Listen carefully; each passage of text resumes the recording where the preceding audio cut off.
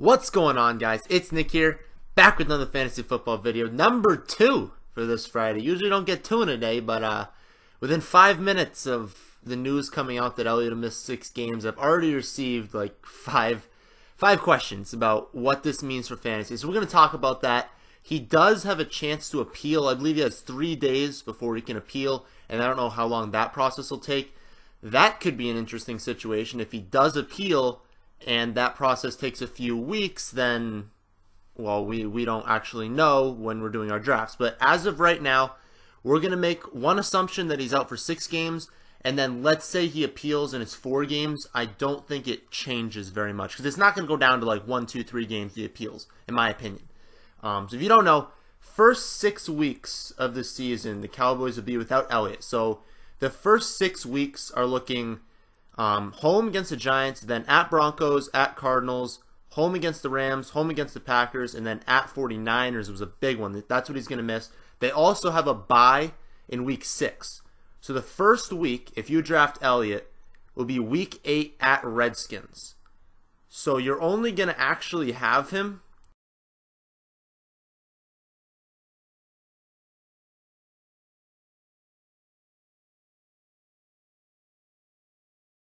for the final 9 weeks of the season, and that's including the playoffs. So if you have a normal playoff system, week 15 and 16's playoffs, those weeks are at Raiders and then home against the Seahawks.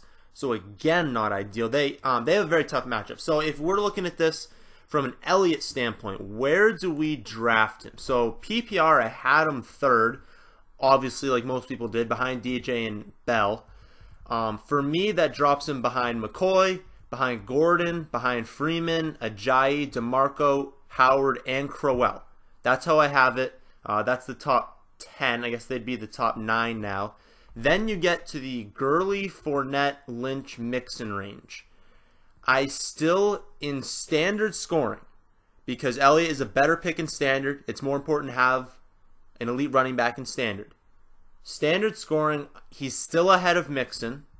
He's still ahead of Lynch. Then we get to Gurley and Fournette. I still would rather have Zeke than Fournette, and I'd still rather have him than Gurley. Just because I'm not losing the last 6 weeks, I'm losing the first 6 weeks. And even if I go 3-3, now I have a pissed off Zeke. And that might sound like a narrative, but it's probably true. He's going to have less injury risk. I mean, he's just going to. He's going to have less wear and tear in his body, less injury risk. He's going to be fresher going into the final weeks of the season. And does it really matter early in the year? You can legitimately go 1-5, still make playoffs. Typically, you probably want to go 2-4. But you're not going to just go 2-4 just because you don't have your first-round pick. And he's not going to be a first-round pick anymore. I don't know where he's going to drop to. He's probably going to drop to like the 2nd round. Like Bell, if you remember last year, was going in the 2nd round. I believe that was a 3-game suspension. So he'll probably drop to around the late 2nd, early 3rd, somewhere around there, which is exactly where this ranking would be. Like I have Crowell right now. In PPR, I have him 19th overall, which is the end of the 2nd round, and I'm having Zeke after that. I don't know exactly overall which it'll be, but I've just looked at this. If I put him right behind Crowell, that makes him the 11th running back. This is PPR, but honestly, PPR or standard, I think I'm going to put him at the exact same spot. So running back 11, that's a tail end 1, just because I know that I'm getting him back. Like, unless he somehow gets hurt during his suspension, which would make absolutely no sense, he's going to come back. Now, the offensive line is not what it was. I believe Pro Football Focus is projecting them top 10 still, but in the tail half, so around like the 7 to 10 range. They're not an elite offensive line, and they have the most difficult schedule in the league. So game script wise, it's not going to be the same as last year. Like last year, they were up a ton late, and they were able to just feed them late. That's not going to happen this year. Could that lead to an increase in receptions? Sure, it definitely could. But it's also probably going to lead to less touchdowns, regression in touchdowns, and regression in rushing yardage, obviously. But I'm talking about like a per game basis. So I don't think you're going to get the same Zeke you did last season, but especially in standard scoring with it being so important to have an elite running back, if you're going to guarantee me he hasn't shown us to be an injury risk. So if you're going to guarantee me at least to have him for the tail half of the final stretch of the season, and I have him for the playoffs, that means all I have to do is make playoffs, and it's almost like it never happened. It's going to be more difficult because it is happening, and it's going to be more difficult to make the playoffs, but it's not your first round most likely. And the third round, there's still bust rates in the third round. So I really think early third is probably a good spot in a 12-team league to get him. And if you're having an early third round pick, that means that if you're doing a snake draft, you had an early pick. So is there a chance you could get DJ or Bell paired with Zeke now?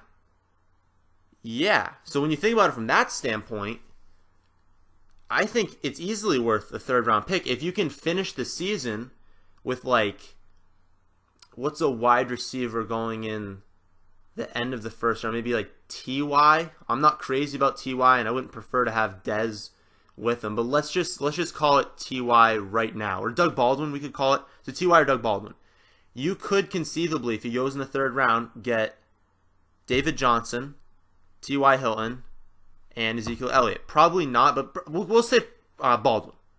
DJ, Doug Baldwin, and Elliott could be your first picks, and that could be your core of your team going into the playoffs.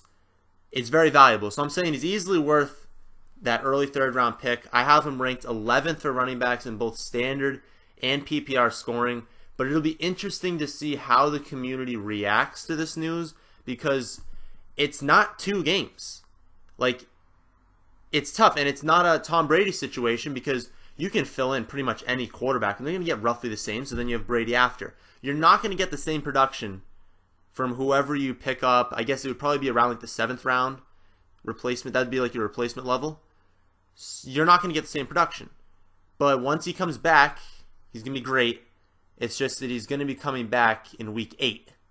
Having done his bye, but still, he's coming back in week 8, and that's kind of brutal. So it's interesting to see where he's going to go.